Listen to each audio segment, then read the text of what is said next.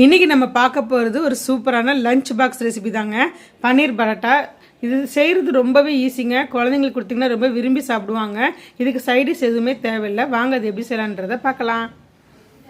பன்னீரை இந்த அளவுக்கு துருவி எடுத்துக்கோங்க. அது கூடவே இஞ்சி பூண்டு பேஸ்ட் சேர்த்துக்கோங்க. கொஞ்சமாக உப்பு சேர்த்துக்கோங்க.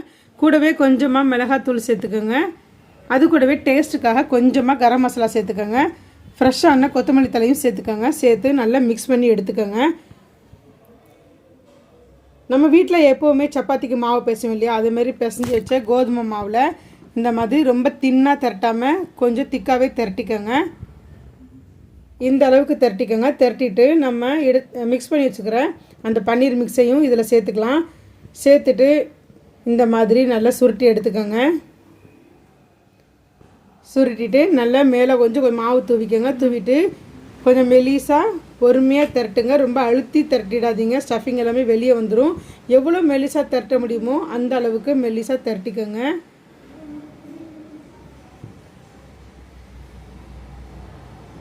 இப்போ சூடான தோசை தவாவில் நம்ம திரட்டி வச்சுக்கிற சப்பாத்தியை போட்டுடலாம். போட்டுட்டு மேலே எண்ணெய் தடவிக்கோங்க.